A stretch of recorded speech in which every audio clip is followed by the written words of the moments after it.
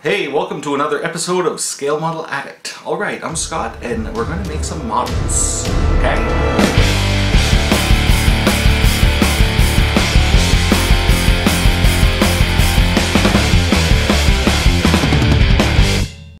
So we're back and we're going to work on the Mustang Zombie Hunter. And what I'm going to start by doing is stripping chrome off the stuff because, I don't know, I just don't like working with chrome. I'd rather paint my own with some paint.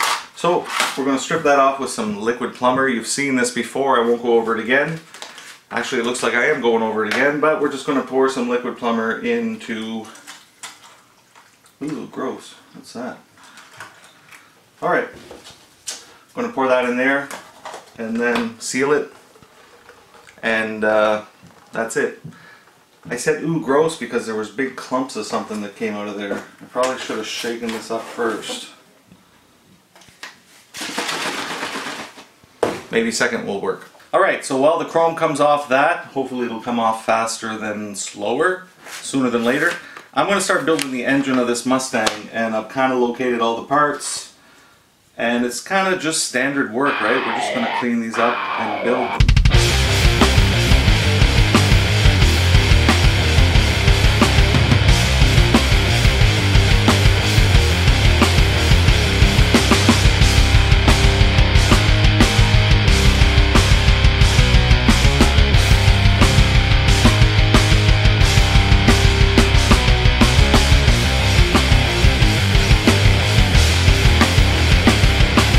So as it stands, I got the engine block put together.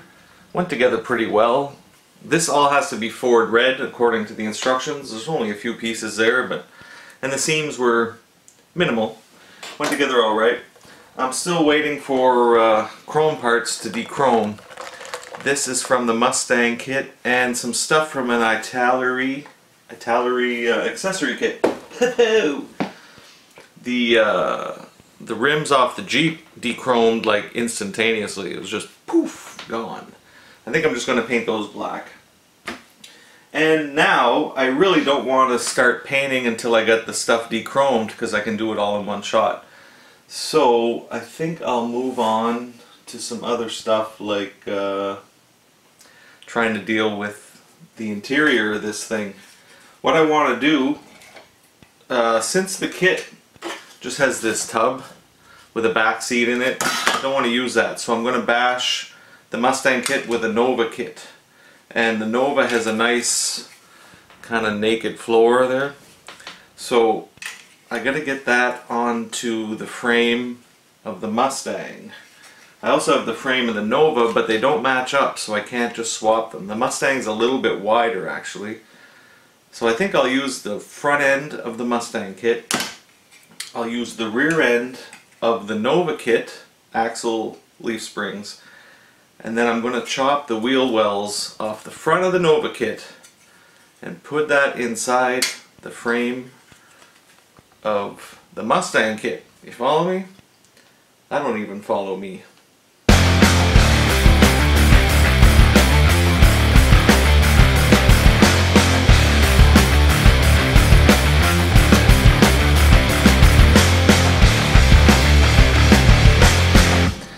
That won't work, that won't work.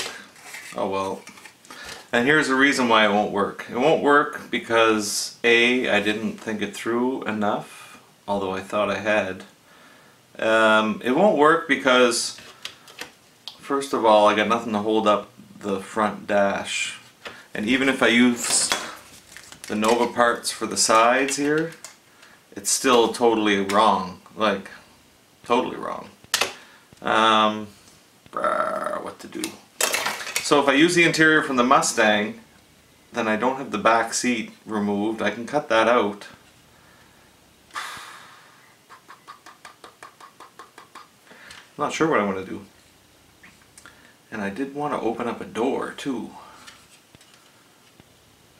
This could be tricky. Okay, so I did a bit of research online and I looked at the rear end of some Mustangs, the back seat of some Mustangs, and there's lots of them with no seat and they just put like speakers in there or different stuff. So what I'm going to do, I'm going to cut this mother out. Oh yeah. we're going to cut this mother out.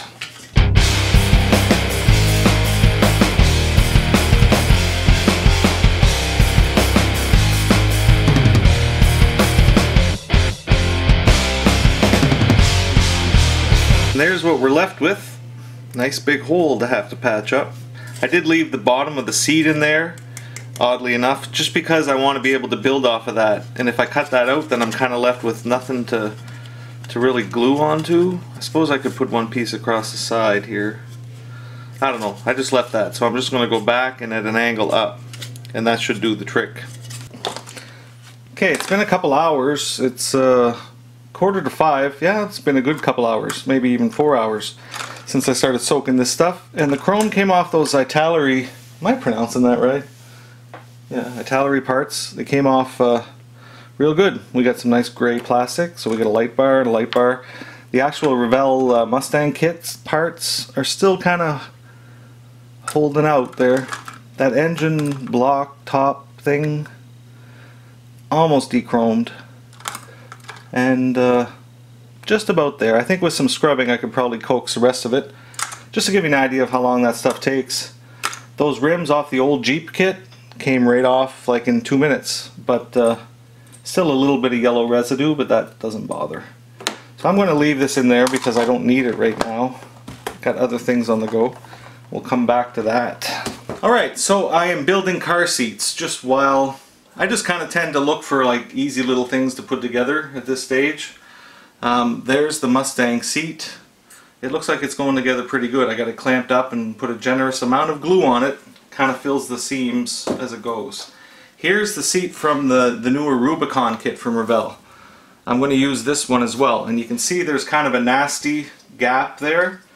Well, as it turns out, I got a product to review. When I was down at Amps, Ron at Red Frog Hobbies gave me Mr. Dissolved Putty, and he said, take this and check it out, and make a video and show people how it works. So, I've used it once before, and all I did was fill the gap on this transmission. Can you see that there? I think I got it. It's, the primer will tell the truth, but I think I got it. So this is dissolved putty. I don't read Japanese, but well, I'm going to bring it in closer. Start by giving it a good shake, I assume. There's no instructions, so I don't know. It's just a really thin, milky putty. It's kind of like, I don't know, it's just really thin putty. So I'm thinking you can just paint it on. Let's try that.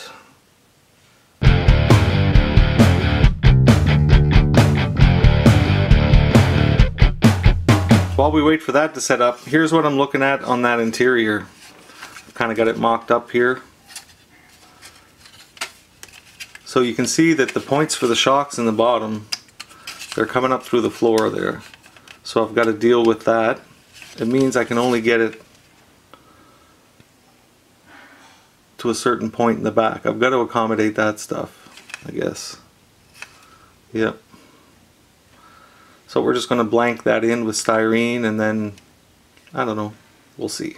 Alright, well, I'm back again. This is kind of my third session of the day. It's almost 6 o'clock. I started around 1, and then, you know, there's stuff to do around the house and all that kind of jazz. So as I'm building this kit, I'm constantly trying to figure out how I'm going to build it, because I'm kit bashing and I'm changing stuff. I've got my vision for it, which includes a roof rack, actually an exoskeleton, big bush bar in the front, rack of lights on the top, stowage. I'm even thinking about doing a gull wing with this door, so it comes open, hinged onto that exoskeleton, and that way you can see the interior, because I really want to put some effort into this interior with a bunch of hoses and stuff, whatever. So I've got this 55-gallon drum from Dark Worlds Creations fuel set, and we'll look at that in another video in detail. But the plan is to try to break convention a little bit with this. Normally, what you see it all kinds of places, is to have that fuel cell. I'm going to just adjust this. Normally, that fuel cell is right about there, okay? And that looks pretty cool, and then you get some colors on that or some rust, and some kind of gun in the front. Here's the Dylan gun from Dark World Creations, and I won't take it off the sprue because I want to show that to you. But this could be mounted in the front, if you follow me, okay? In the front. And that's pretty standard, right? You got the passenger firing that gun, and it's all good.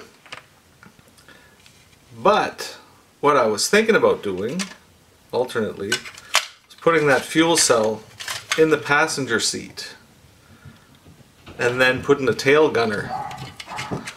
So the Dylan gun is out the back. And the idea is this thing is just kind of a, it's not going to try to go through a horde of zombies. It'll be running from them and it can shoot them from the rear.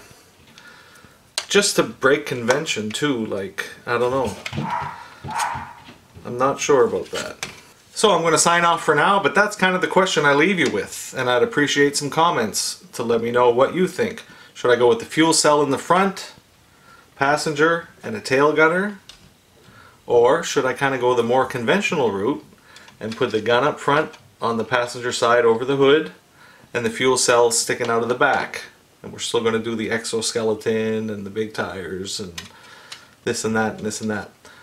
Alright, so I'll leave you with that. Thanks for watching, and we'll see you again soon. God bless. See ya. Smile. Don't forget to smile, Scotty. Hey, don't forget to smile.